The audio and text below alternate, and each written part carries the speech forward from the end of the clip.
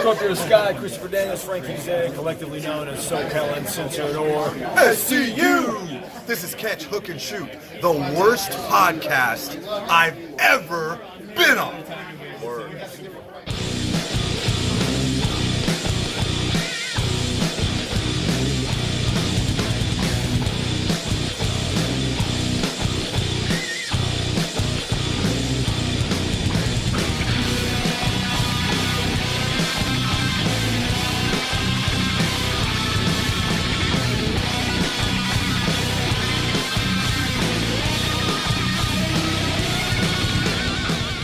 What's going on, everybody? Welcome to Catch, Hook, and Shoot, the best podcast you've never heard of. My name's Tom. I am your host. Today is Sunday, October the 18th, 2020. Want to thank everybody for listening, watching, and subscribing on YouTube, Podbean, Spotify, Apple Podcasts, wherever you get your podcasts from. And as I mentioned last week, we are now on Amazon Music. So if you have an Echo device in your home, just ask Alexa to play the Catch, Hook, and Shoot podcast, and you'll be able to hear the show. And I hope everybody's following on social media on all platforms. You can find the show at catchhookshoot. Head to patreon.com/catchhookshoot for bonus content, prowrestlingtees.com/catchhookshoot for all your t-shirt needs, and our web store, catchhookshoot.bigcartel.com for shirts and hats that you won't find on Pro Wrestling Tees, including this nice one that I'm wearing right now. It's available in 5 different colors with the Chicago flag and Chicago skyline design, as well as this hat. So head over there and check it out. Yes, I'm shamelessly hawking my merchandise. It is what it is. But anyway, and if you ever want to shoot me an email, it's catchhookshoot@gmail.com.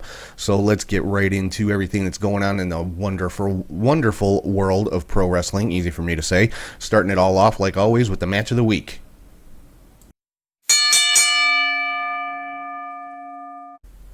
All right, so the match of the week this week comes from NXT, and it was the opening match on the show. Tag team match between the Undisputed Era team of Bobby Fish and Roderick Strong taking on Oney Lorcan and Danny Burch. And this was for the number one contender spot for the NXT Tag Team Championship, and this was just a fantastic tag team match. I mean, if you're a fan of old school, just classic tag team wrestling, this was it. I highly recommend that everybody go check this match out. I mean, 4 of the best in-ring performers that NXT has right now, and they put on a tag team wrestling clinic is what they did. It was the opening match of the show, and it was a fantastic display of what tag team wrestling should be. So match of the week this week. From NXT, Undisputed Era, Bobby Fish and Roderick Strong taking on Oney Lorcan and Danny Burch. If you're only going to watch one match this week, make it this one. I guarantee you won't be disappointed, especially if you are a fan of tag team wrestling like I am. So let's keep rolling right along into the next segment here. It's my top 3 highlights of the week, and it is called the 3 Count.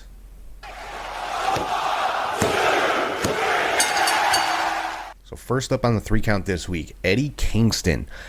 Is there anybody in wrestling right now who cuts a better promo than Eddie Kingston? I'd be hard-pressed to find anybody who is on the same level with their promo skills as Eddie Kingston right now. And, this past week on Dynamite was no exception. It was after the World Heavyweight Championship match between Jon Moxley and Lance Archer. Eddie Kingston was on commentary for the match, came in to the ring after the match, just cut an amazing promo on Moxley before proceeding to beat him down some more. But, talking about Moxley leaving him behind and, when he went to the land of sports entertainment, of course, talking about the WWE, and just a phenomenal, passionate promo from Eddie Kingston. And like I said, I don't know if there is anybody in wrestling right now, short of maybe Paul Heyman, who cuts a better promo than Eddie Kingston does. So definitely, if you haven't watched Dynamite, at least check that part out. And when the show ended, he continued with that promo, and you can find video of that online. And it was just an amazing promo from Eddie Kingston. Second up on the 3 Count, NXT. I think everybody knows by now is bringing back Halloween Havoc for just a special edition of their weekly show, which I talked about last week that I'm not super happy about. But as part of Halloween Havoc, they are also bringing back another old WCW concept of spin the wheel, make the deal. Now, for those of you that aren't familiar with this, WCW tried this a couple of times, and the first time was a match between Sting and Jake the Snake Roberts. And the wheel landed on a coal miner's glove match. And, the wheel was not gimmicked to land on a specific match. So it was legit, a random selection. And it ended up being a coal miner's glove match, which is just horrible, honestly. But, so hopefully NXT has learned from that, and it will be a gimmicked wheel to land on whatever type of match they want, they want to have. So, interesting, WWE kind of throwing it back to some older WCW days. So I'm curious to see where it goes and what they're going to do with it. So we'll find out in a couple of weeks on the Halloween Havoc show. And number 3 on the 3 count this week, the ending segment of Friday Night Smackdown. Roman Reigns successfully defended the Universal title against Braun Strowman. Actually won by submission, which was kind of a surprise in and of itself. Won with a guillotine choke. And after the match, just decimated Strowman with a spear and repeated chair shots. And, Jey Uso was standing at the top of the ramp to see all of this, made his way down to the ring. Roman, trying to hand Uso the chair, turned his back on him, and Uso at first not able to attack Roman from behind like that, but he eventually did pick up the chair and started wailing away on Roman Reigns with it. Roman recovered from that and hit Uso with the Superman punch and laid him out to end the show. So I'm really, really liking this storyline with Roman Reigns and Jey Uso. I mean, this is in my opinion, the best storyline going in WWE right now, because it does have that family element, and we've been hearing the rumors that this is going to eventually turn into a faction led by Roman Reigns with the Usos as part of the faction. So I'm wondering, what is going to happen to bring Jimmy and Jey Uso over to Roman's side with Paul Heyman. Now, of course, Uso and Roman have another match coming up at Hell in a Cell in a couple of weeks.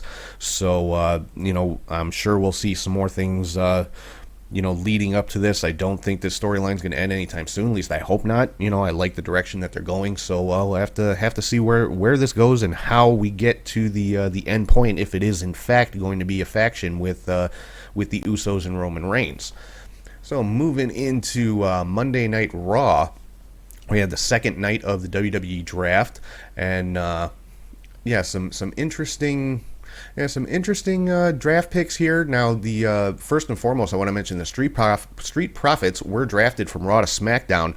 So basically, that means Raw and SmackDown changed or traded their tag team champions, with the Street Profits going to SmackDown and the New Day going to Raw. So we saw a backstage segment with Adam Pearce and both of those teams, and basically just had them swap the belts. So Street Profits are now the SmackDown Tag Team Champions, and the New Day are now the Raw Tag Team Champions. So, I'm not 100% sure how I feel about that. Just, swapping the belts over. I don't know. It seems a little pointless to me, I guess. But hey, whatever. They're WWE is going to do their thing, so it is what it is. We also saw Elias return on Raw. A lot of returns happening the last couple of weeks in WWE. Returned and attacked Jeff Hardy after his match. And then we saw an appearance from The Fiend and Alexa Bliss attacking Andrade and Zelina Vega. This was again after a match. Andrade and Zelina were in the ring. The lights went out, indicating that The Fiend was there, and when the lights came back up, instead of The Fiend being in the ring, we saw Alexa Bliss hanging upside down in the corner in that Fiend style that he does. And then The Fiend, of course, did appear, and we saw the double Sister Abigails from both of them. So, Alexa Bliss is now firmly with The Fiend, and they are both on Monday Night Raw now. And kind of a surprise ending to Monday Night Raw. There was a number one contenders battle royal for the women's championship, and that was won by Lana, of all people. It got down to, it looked like Natalya had won. It was down to Natalya and Lacey Evans. Lacey got eliminated. Natalya thought that she had won the match, but Lana had been outside the ring but had not been thrown over the top rope, so she got back in, eliminated Natalya, and Lana is your number one contender for the Raw Women's Championship. Getting into some of the draft picks here, I'm just going to quickly go through people that changed brands. I already talked about The Fiend, Bray Wyatt, moving from SmackDown to Raw. Then we've got the Street Profits moving from Raw to SmackDown. Braun Strowman moving from SmackDown to Raw. Matt Riddle moving from SmackDown to Raw. Kevin Owens moving from Raw to SmackDown. Jeff Hardy moving from SmackDown to Raw. Alexa Bliss and Elias both moving from SmackDown to Raw. Lacey Evans moving from SmackDown to Raw. Sheamus and Nikki Cross also moving from SmackDown to Raw. Dolph Ziggler and Bobby Roode moving from Raw to SmackDown. Let's see here, what else? Apollo Crews moving from Raw to SmackDown. Dabba-Kato, who we've only ever really seen in Raw Underground, so he was considered a free agent, was picked up by Monday Night Raw. What other changes do we have here? Alistair Black moving from Raw to SmackDown, so obviously his rivalry with Kevin Owens is going to continue onto the Blue brand. Then after Raw went off the air, there were some additional picks. Natalya moving from Raw to SmackDown, the Riot Squad moving from Raw to SmackDown, and Arturo Huas, who we've only ever really seen in Raw Underground, but he was listed as an NXT superstar, has been drafted to Monday Night Raw. So that's those are the changes that took place on night 2 of the WWE draft. Moving into NXT, I already talked about the number one contenders tag team match between the Undisputed Era and Oney Lorcan and Danny Burch. Again, fantastic match. If you haven't seen it, go watch it. It's an amazing tag team match with those guys. Had an announcement from William Regal regarding the NXT championship held by Finn Balor. I think everybody knows by now Finn Balor suffered a broken jaw in his last title defense against Kyle O'Reilly. Originally thought that it was not going to require surgery, but I guess upon further examination, it did require surgery. So Regal basically is waiting a few weeks to see how Balor's recovery comes along before making a decision regarding the NXT title. Saw a little bit of a new alliance, I guess, form in NXT this week. Jake Atlas and Ashanti the Adonis had a match, and afterwards, now Adonis had previously helped out Isaiah Swerve Scott in his battles against Legado del Fantasma, and Legado del Fantasma came out during that match and basically created a distraction, allowed Jake Atlas to win the match, attacked Adonis after the match. Jake Atlas helped him out. And before Legado del Fantasma could get into the ring to outnumber these two, Swerve Scott came in with chairs, and so it looks like we've got Swerve, Adonis, and Atlas now as a unified faction against Legado del Fantasma. So that should make for some very, very good matches, whether it's tag team, 6-man, singles, whatever. So I'm definitely going to be keeping an eye on this one, and of course, in the mix with all that is the Cruiserweight Championship. And let's see, what else do we got here? Johnny Gargano defeated Austin Theory. Candice LeRae defeated Shotzi Blackheart in a match for the number one contendership for the NXT Women's Championship. Now, Candice got a little bit of help from her new, I don't know what you'd call her, associate, I guess, Indy Hartwell. Hartwell handed LeRae a set of brass knuckles during the match, and she used that to pick up the win against Shotzi. So Candice LeRae is your number one contender for the Women's Championship. Toni Storm made her return to NXT, picked up a victory over Aaliyah, and Damian Priest managed to retain the North American Championship in a really good match against Dexter Lumis. Now, Cameron Grimes did get involved in this one towards the end of the match, and that is why Lumis lost because of the interference from Cameron Grimes. And then after the match, Johnny Gargano attacked Damian Priest on the walkway. So, and this is the match that's going to involve the spin the wheel, make the deal at Halloween Havoc, is Johnny Gargano taking on Damian Priest. So I'm curious to see what kind of match the wheel is going to put these two guys in. Moving on to SmackDown, we saw Lars Sullivan make his in-ring return, picked up a victory over Jeff Hardy. New Day had their farewell match as a trio, picked up a win over Sheamus, Cesaro, and Shinsuke Nakamura. And New Day, got on the microphone before the match started and just, had a lot to say, thanking each other, thanking the fans, and Yeah, I mean, I'm not a big fan of breaking up the New Day. I mean, they've been together for, what is it, 6-7 years as a group, and it just it doesn't make sense to me to split them up. WWE is so short on real teams, and they split up so many of them through this draft that it's ridiculous. They're just WWE is slowly killing their own tag team division. I don't know if they're doing it on purpose to try to phase it out or what, because I think it's common knowledge Vince McMahon has never been a big fan of tag team wrestling. But yeah, I mean, it just, a lot of it doesn't make sense to me, but it is what it is. Then we saw another return on SmackDown. Daniel Bryan came out to address the virtual crowd that was there, talking about all of the new faces on SmackDown that he wants to get in the ring with. And somebody who he did not mention, and apparently took offense to it, was Seth Rollins, who came down and got into a bit of a scuffle with Daniel Bryan. That of course brought out Rey and Dominic Mysterio, who chased Rollins back into the ring. Rollins tried to convince Bryan to help him out in fighting off the Mysterios. Daniel Bryan just kind of threw his hands up and left the ring. And at that point, we saw Buddy Murphy come down to the ring. Looked like originally he was going to help Seth Rollins, but then turned and just beat down Seth Rollins himself, chased him out of the ring, and tried to, extend a hand to Rey and Dominic, saying, he's on their side, or maybe offering some kind of an apology for all the things he had done when he was a disciple of Seth Rollins. Rey and Dominic weren't having it. They just kind of left the ring and left Murphy standing there in the middle of the ring. So obviously, this storyline is going to continue. I mentioned last week they just kind of shifted the storyline from Raw to SmackDown. For what reason, I really don't know. And then we had a contract signing between Sasha and Bayley for their SmackDown Women's Championship match. It's going to be coming up at Hell in a Cell. And Bayley left the ring without signing the contract. We didn't get the typical brawl that goes with WWE contract signings, but Bayley did leave the ring without signing.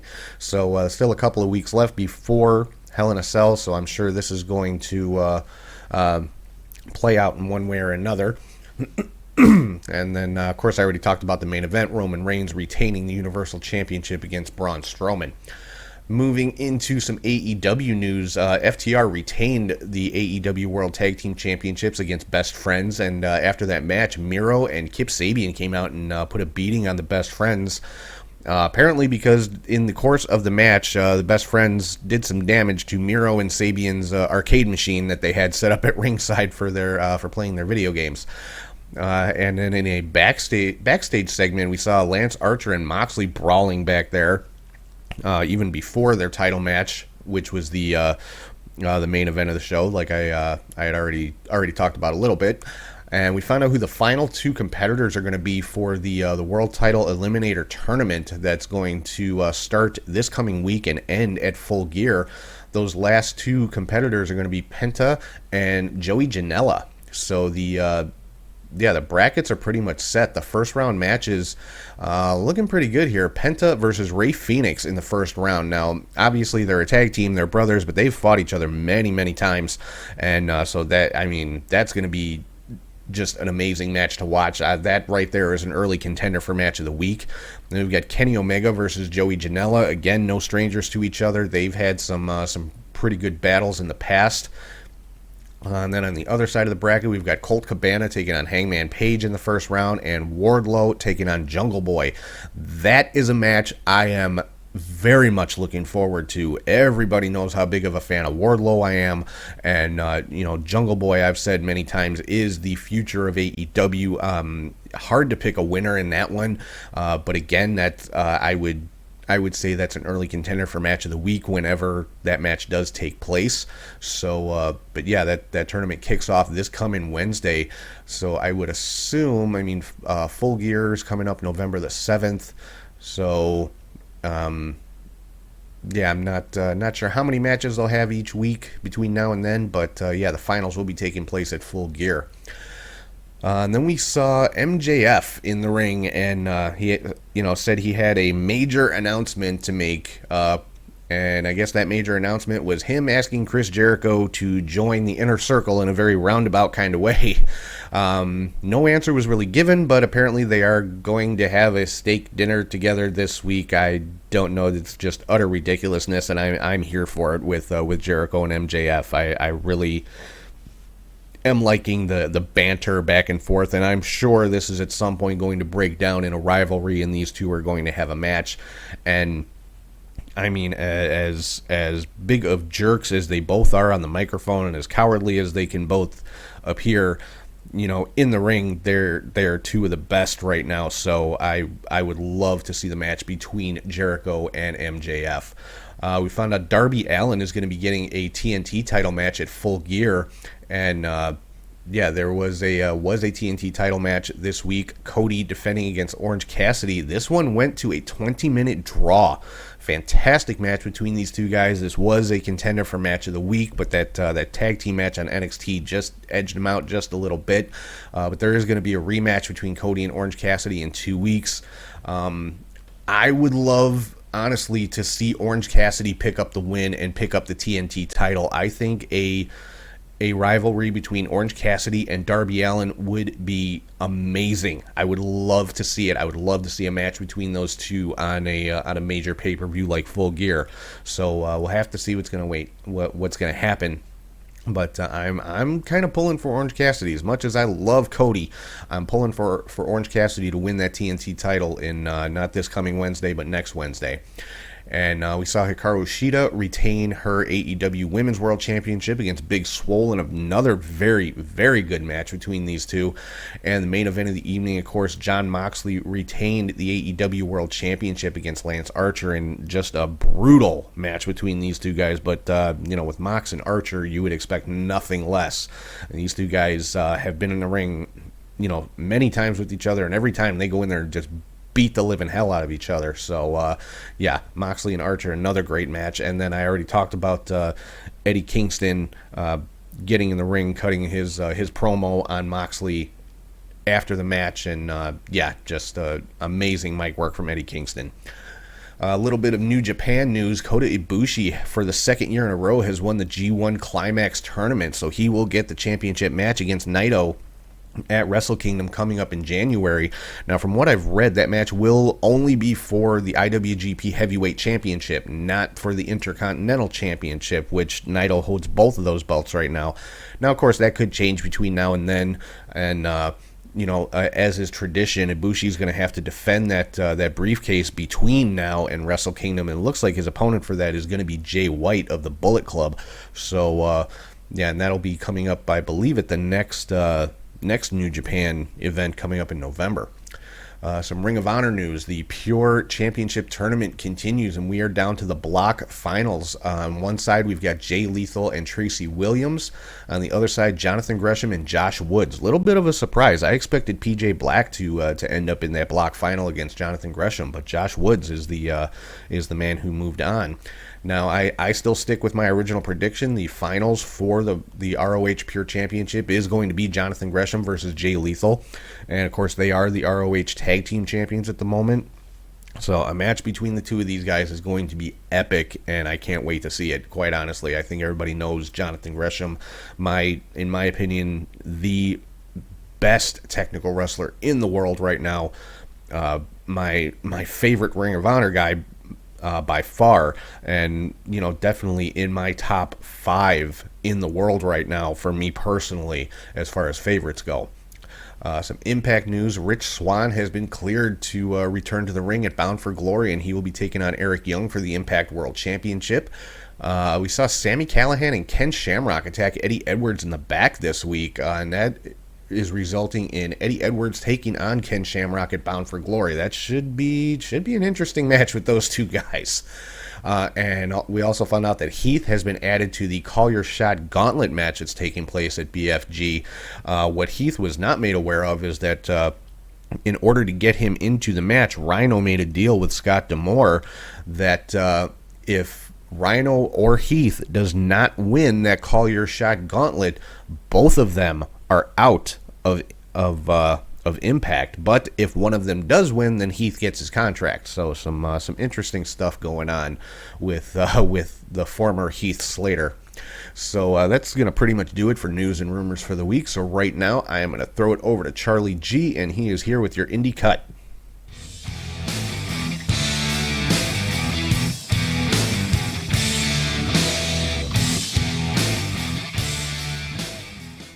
Thank you, Tom, and hey to wrestling friends. I am Charlie G with your Indie Cut.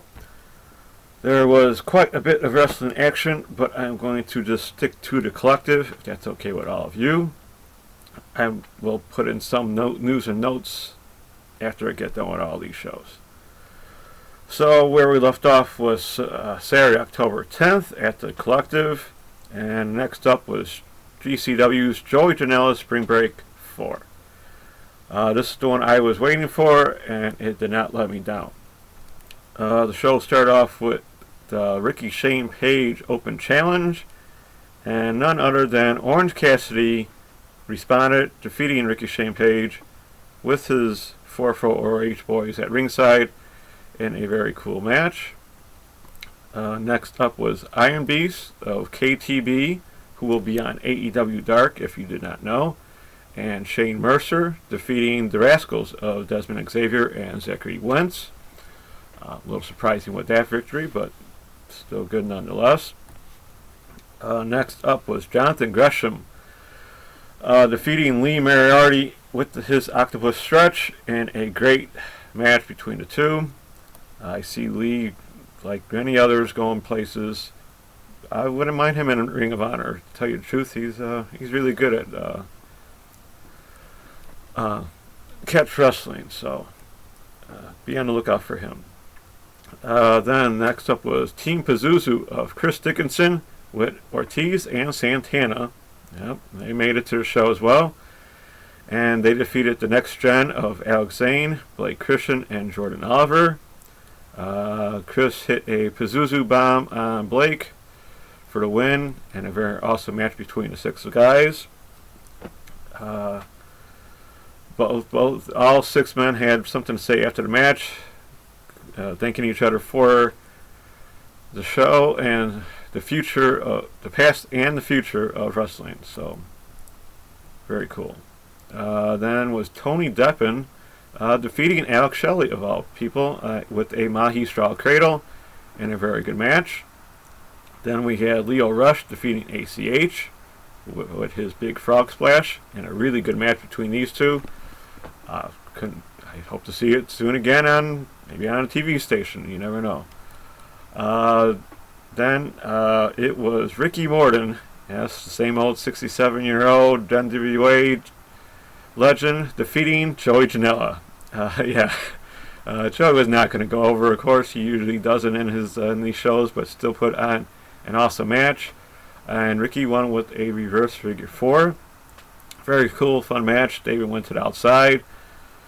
So I don't know how well that went because they did get busted open. But, that's Joey and Ricky for you. Next up was his Joey Janela's clusterfuck 48-person battle royal. Yes, 48 people made it into this battle royal. It lasted over an hour, about 10 minutes, I think it was. I think it went a little long because people were not happy by the end of this show. But it was crazy fun and good. And Indiana's own crazy Spider Nate Webb defeated all of them. He didn't defeat all of them, but he lasted throughout do them all, and he entered at number 1 of all things. So very cool moment for him. He eliminated Atticus Kogar at the end of the match, so congrats to Nate. In the main event, in the death match, Alex Colon defeated the retiring Matt Tremont in his last GCW match. All I can say, it was a gory mess, but still, it was interesting to see. A lot of light tube dust, so it had to. Everyone had to evacuate after the end of this match instead of sticking around waiting for the next show to begin because there was just too much dust. So, and then the next program was my personal favorite, the Freelance Underground and Freelance Wrestling. I don't think we're in Chicago anymore. It took place a little later than expected, so it was not at 11:59, more like 12:30 or so, my time. Yeah, so fan attendance was very limited this time. I can't blame them for being in it past midnight in Indiana, but still fun nonetheless. Match started off with Isaias Velasquez defeating Moriarty with a double underhook pile driver, and a very good match between the two. For the Freelance Underground tag titles, the team of Warhausen, of Danhausen and Warhorse, defeated the Brothers of Funstruction, consisting of Ruffo the Clown and Yabo the Clown, who are champions. They won by Warhausen won by DQ after one of the clowns used the bell. It was a goofy, okay match.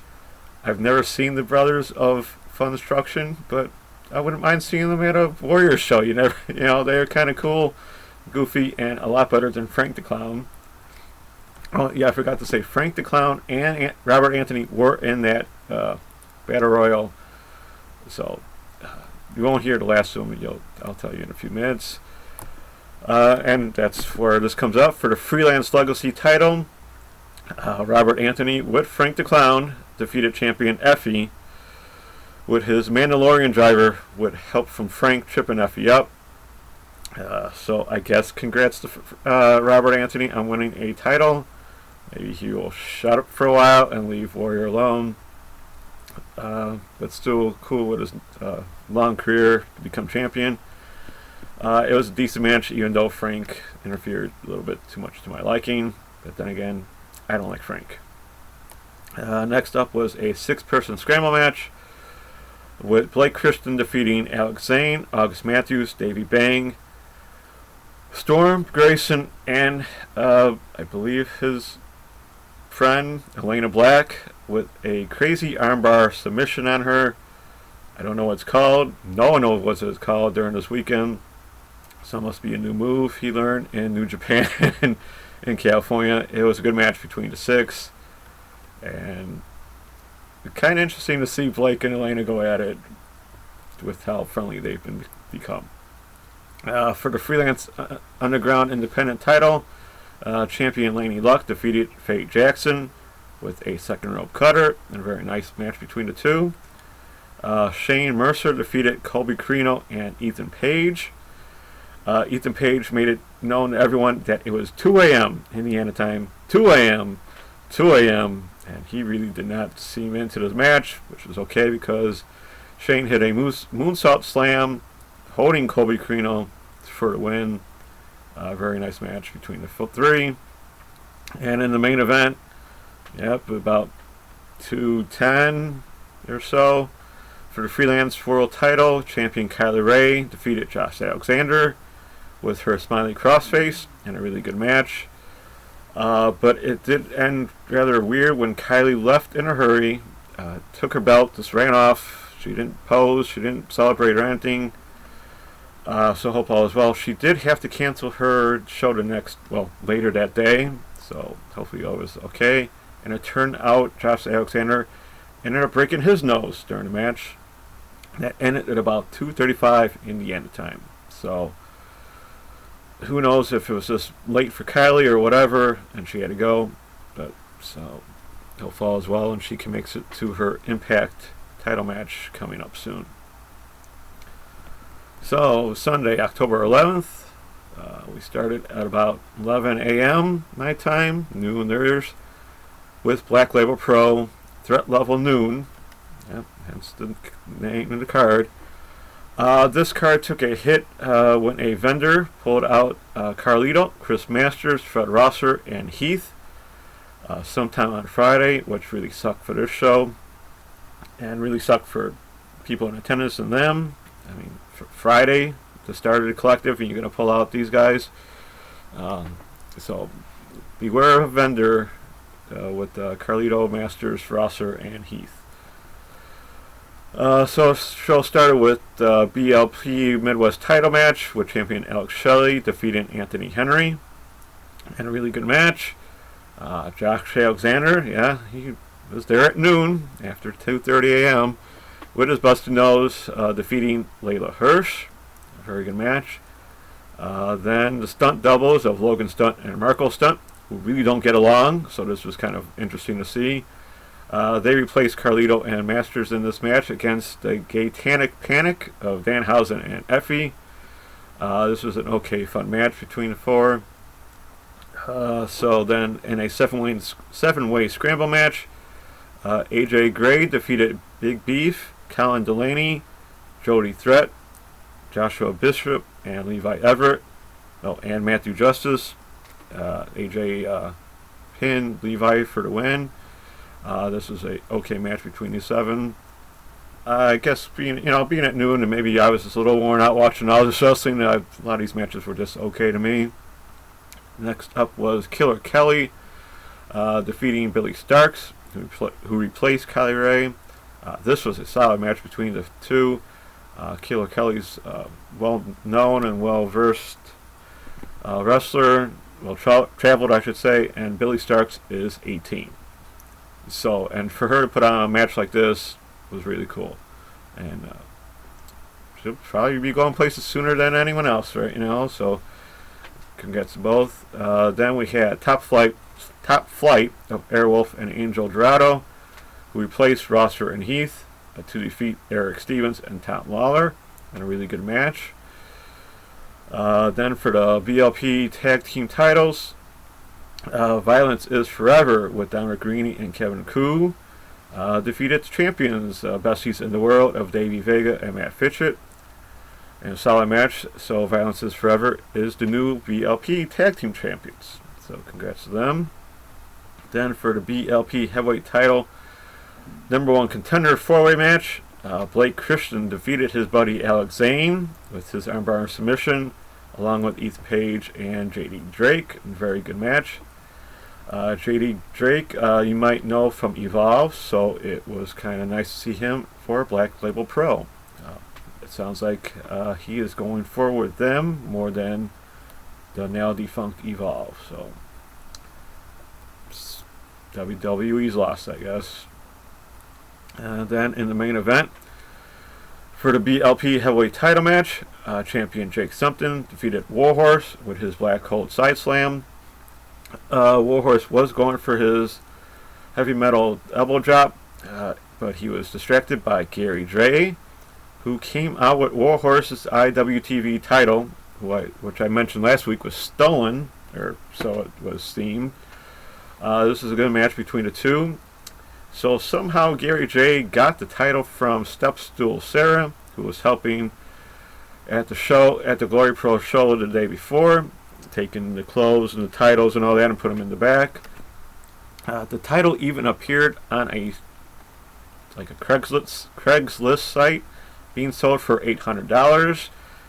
It was a little shady when the description of the title was at the Collective or a couple houses away. So it was very weird and crazy that night to find.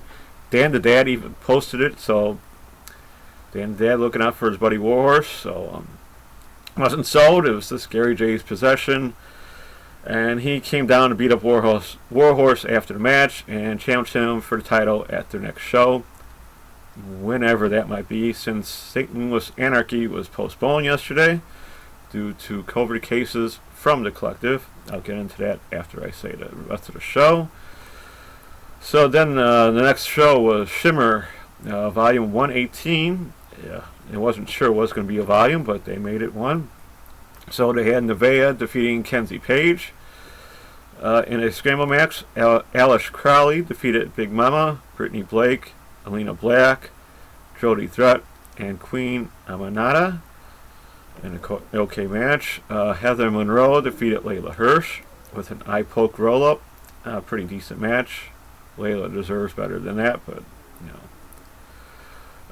then the Bird and the Bee, Solo Darling and Willow Nightingale. I don't know why these still are on Independence and not in AEW. They defeated Kayla Cassidy and Sierra with her solo darlings sharpshooter hold pretty much on Kayla in a decent match. Lacey Ryan defeated Divine with her Central Perk blockbuster. Decent match. Then for the Heart of Shimmer title, champion Hyan defeated Thunder Kitty in a solid match. Zoe Sky defeated Howard Dead in a very good match. Then for the Shimmer tag title match, Team Sea Stars of Ashley Vox and Dummy Exo were champions. Actually defeated Allison Cade and Marley Bell in a very good match. Kind of odd to see NWA talent lose to the Sea Stars. So very good match nonetheless. And then in the main event for Shimmer title match, champion Kimberly defeated Nicole Savoy with her Swanton in a good match. Then, which everyone came out to see, this Fairground Hall wasn't packed, but it got pretty jam-packed in the walkways. You could see a lot of wrestlers want to see this. This was the Game Changer Wrestling Josh Barnett's Bloodsport 3, which Josh Barnett could not take place on since he's training for his own fight. So we started off with Simon Grimm defeating Matt Murkowski. It was an okay match. He won by a botched suplex. So then they held a women's tournament with Allison Kay defeating Killer Kelly with a leg choke in a good match. And then in the other semifinal match, Lindsay Snow defeated Layla Hirsch with a heel hook. Then next up was Kelvin Tankman defeating Alexander James by knockout. Eric Hammer defeating Cal Jax with a wrist lock in a decent match. Then Tom Lawler defeated Homicide with a sitting single leg crap in a good match. That was a nasty leg crap. He tried to take Homicide's toes and tap his head, and that's how much he was cranking on that. Next up was Davey Boy Smith Jr. defeating Josh Alexander with a Liger Bomb KO. Yeah, he knocked out Josh Alexander with the Liger Bomb. This was an okay match. It seemed kind of short, but can't blame, Davey Boy is too strong for Josh. And Josh had worked about like 3-4 other matches during the week, so it was not good nonetheless. And then in the tournament finals, Lindsay Snow defeated Allison Kay with the heel hook. Pretty decent match. And then in the main event, where everyone came out to see you and Janella, the stunts, and who knows who else, Jon Moxley defeated Chris Dickinson in about 15 minutes with his Bulldog choke. This is awesome. Both men put each other over at the end, which just took a little bit. There was a little bit too much talking going on at the end of this match, and people just wanted to go. But so cool nonetheless. Then in the final show of the Collective, Paradigm Pro Wrestling, Trap Soul, about 11:30 my time or so, I kind of lost track. I actually kind of gave up. I watched this on replay. So we had Shug D, not Pineapple Pete anymore, defeating O'Shea Edwards for the MidwestTerritory.com title match. Champion Chase Holiday defeated Sonico in a Naptown Elimination Scramble match. Billy Starks, of all people, defeated Adam Slade. Braden Lee, Dylan Derringer, Freddie Hudson, Juicy Finau. I don't know how that happened. All the guys eliminated him first. Miles Morales, Sean Kemp, and Jay Washington. So the littlest person and the youngest person in the match won. So congrats to Billy on that. So you will have to face Calvin Tankman in a show coming up, because he put this match together. So all the best to Billy on that one. Next up, they had some UWFI rules matches with Dominic Green defeating his partner of Kevin Koo. Flash Thompson defeating Cole Radrick. Mo Atlas defeated Eric Stevens by knockout. Yeah, it was a pretty good, bad knockout. Then we had the Paradigm Heavy Hitters title street fight of champion Bobby Beverly defeated Alex Colon. I did not see that, and I probably don't need to. Then for the Paradigm six-man tag titles, there was champions, the Rejects of Akira, John Wayne Murdoch, and Reed Bentley defeated Earl's Picks of Hardaway Heater, Juicy Jimmy, and Nolan Edward. I don't know who they did this to, but they hit a triple powerbomb from the top rope through a burning door, and it stayed on fire after they went. He didn't really go through it. He pretty much bounced off the door, and the guys were freaked out. The door is still on fire. So yeah, it's weird and crazy. I mean, and I had this is probably pretty much why I gave up on this show, because I knew it was gonna be bloody. And then in the main event for the Clockwork Orange House of Fun Death match, Bradley Prescott IV defeated Matthew Justice. Yes, Matthew Justice put on one more match at the end, and this went all over the place. So I felt sorry for a lot of people there. So yeah, the news out of the collective: Dan the Dad, AC Mac, and Cabana Man Dan all have COVID now. Not sure how bad it is. And then some people who attended the show got sick. Some Ring of Honor talent, since I guess they're around the people, did not pass protocol for their Ring of Honor tapings this weekend, so they had to rewrite the shows. Hopefully Danhausen, Jonathan Gresham, and I'm not sure if Tony Deppen would go back or who else from Ring of Honor was there. So yeah, bad timing. I'm sure everyone still stayed safe, but even in an indoor building like this, things do happen. So I hope everyone is safe and no one else really got sick from this. That would really be a bummer, I must say, since there's quite a few people we know, I know, Tom knows there, so hopefully everyone's safe and okay from this. I'm going to go quickly through some of the stuff that went on from then on. Saturday, October 10th, we had New Japan Day 13. Stardom Goddesses of Stardom tag team started with Day 1. First round matches were Gokujin Death, who's Death Damasan, and Riho teaming up, defeating Mayu Iwatani and Starlight Kid. Then Odatai of B. Priestley and Konami went to a time limit draw against Queen's Quest of Saya Kamatani and Utami Hayashita. We had matches in Denmark, Australia, and a couple in Australia, and one in England. So good on them for getting back in some working order. We had Wrestle America in Burnsville, Georgia, Idaho Wrestling Club, Wrestle Against Hunger in Tulsa, Oklahoma, Titan Championship Wrestling from New Jersey, Ruthless Pro Wrestling from Erie, Michigan.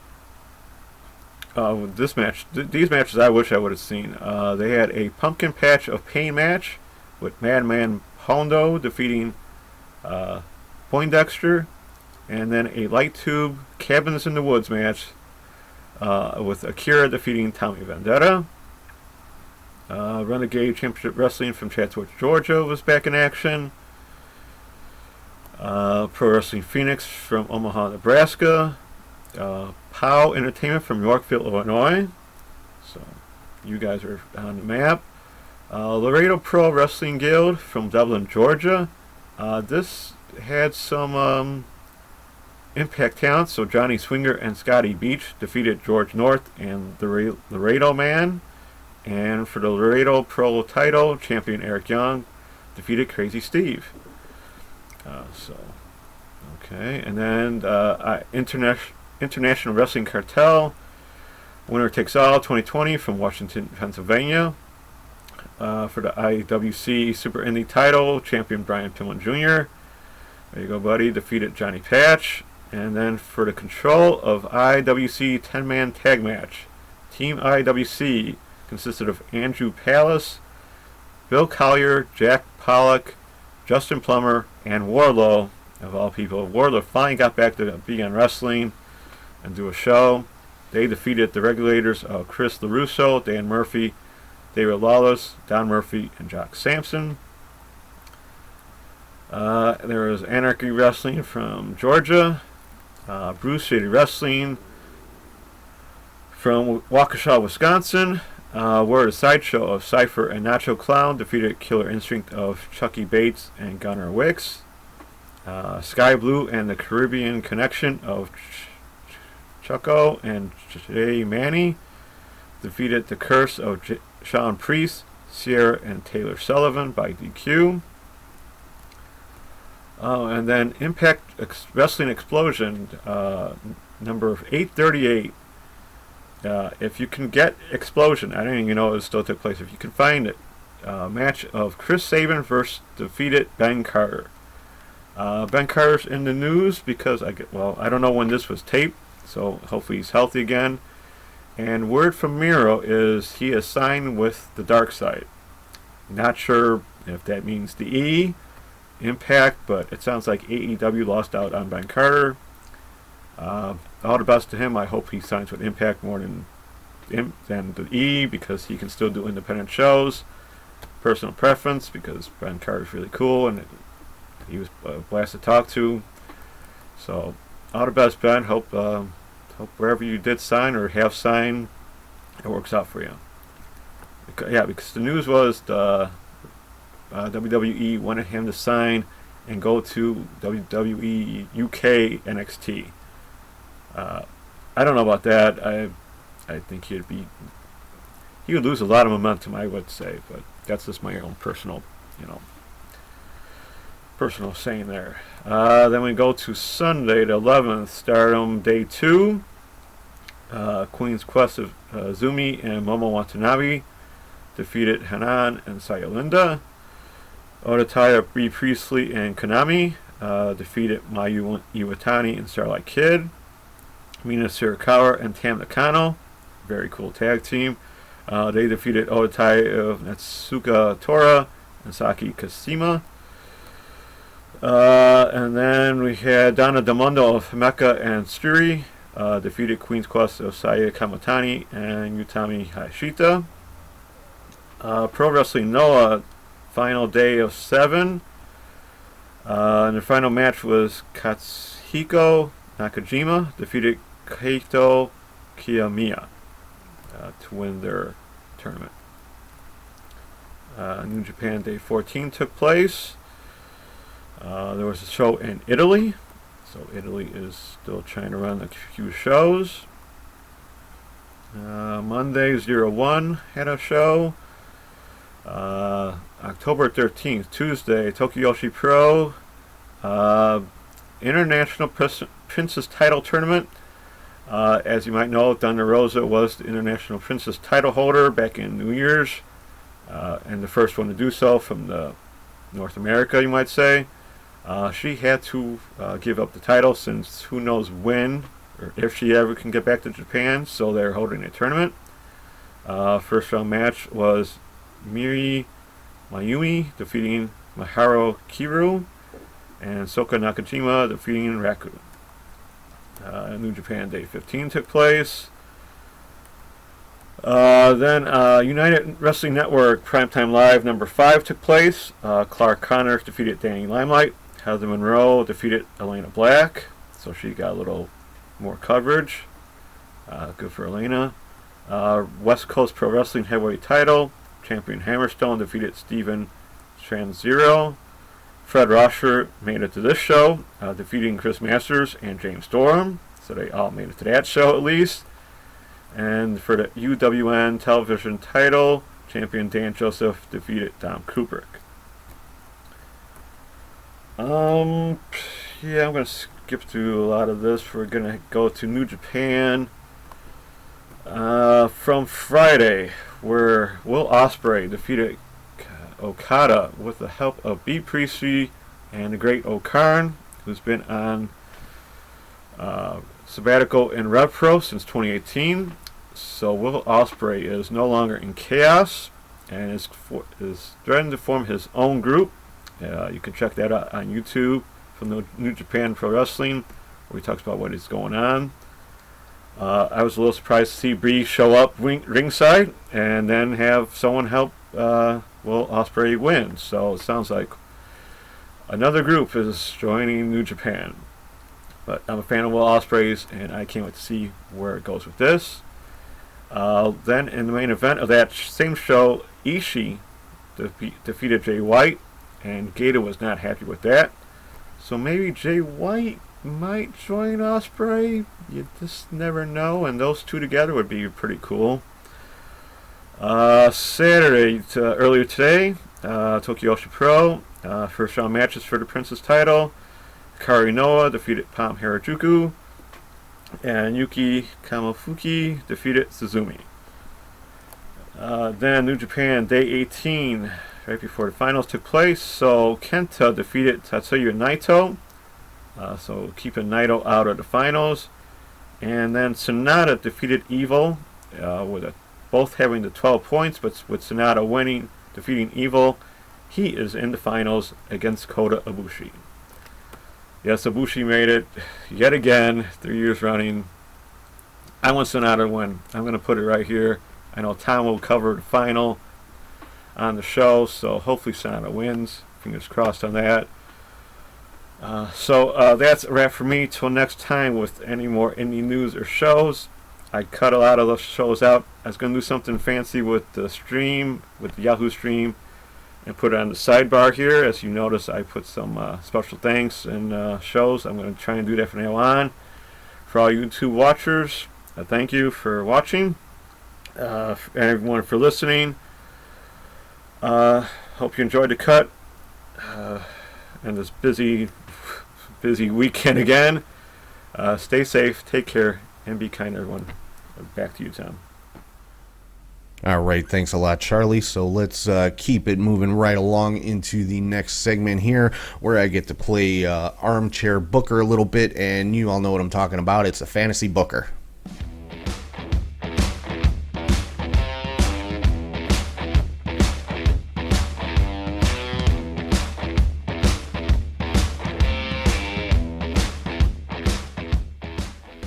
So we are continuing with the CHS Faction Tournament, and this week we've got what I think is a pretty good one, the Shield versus the Elite.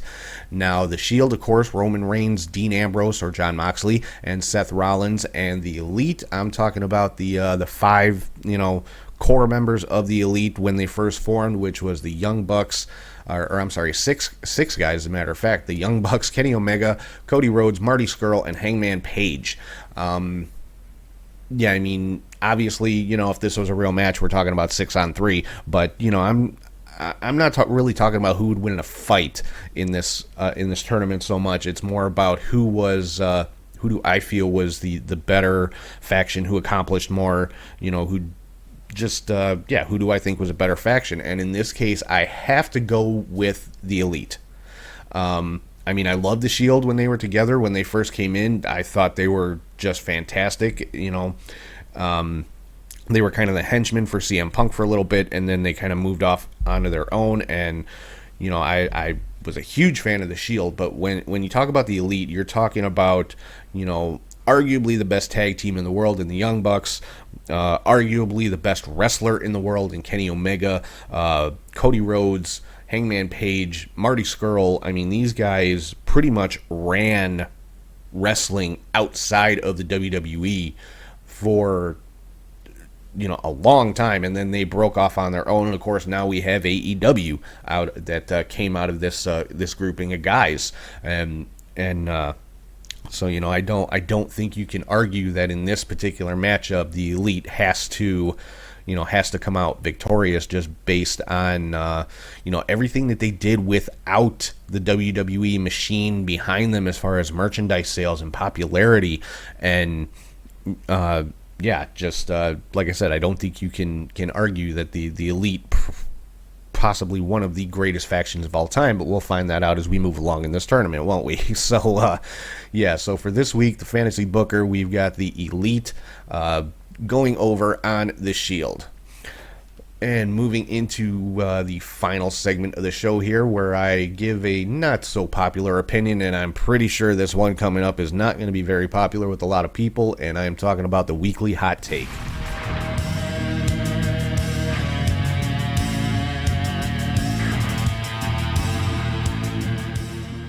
Alright, so the hot take for this week, we found out that Bayley was ranked number 1 in the PWI Women's Top 100. And you know what? As much as everybody complained about it or, fake laughed at it online and things like that, she deserves it. I mean, look at Bayley over the last year. Number 1, she's been the SmackDown Women's Champion for a year. You don't see year-long title reigns too much anymore, especially not in WWE. So, just that fact alone is amazing that they've left the title on her for that long. And number 2, she has been put in a position to be the top woman in WWE, especially with Charlotte being out the last several months, and she's taken the ball and she has ran with it. She's done a complete 180 with her character, going from the quintessential babyface character to, really turning into, I think, a pretty effective heel. I'm not going to go so far as to say she's a natural heel, but I think she has found her groove as a heel, and she is just running with it, and I think she's doing a hell of a job. So yeah, I would be hard pressed to argue that Bayley is not the top women's wrestler in the world right now, at least for the last year. So everybody who's upset or angry or whatever about Bayley being ranked number 1, go back and look at the last year of women's wrestling. Show me somebody who deserves it more, who's carried the entire women's division of a company on their back and has held a championship that entire time. Show me somebody who deserves that number 1 spot more than Bayley does. And you know what? Honestly, I don't think you can do it. So, yeah, that is my hot take for this week. Bayley deserves and has earned the number 1 spot in the PWI Women's Top 100, and that's that. So that is going to wrap things up for this week. Again, I want to thank everybody for listening, watching, and subscribing on Podbean, Spotify, Apple Podcasts, YouTube, Amazon Music, wherever you get your podcasts from. Make sure you're following on social media. It's at catchhookshoot on all platforms. Patreon.com/catchhookshoot for bonus content. ProWrestlingTees.com/catchhookshoot for t-shirts. Catchhookshoot.bigcartel.com is our other web store for stuff that you can't find on Pro Wrestling Tees. And if you want to shoot me an email, it's catchhookshoot@gmail.com. So with that, I am going to sign off for right now. Hope everybody has a fantastic week. Enjoy all the wrestling coming up. Take care of yourselves. Take care of each other. Wear your masks. Wash your hands. Do all the stuff you're supposed to be doing. And I will talk to you guys soon.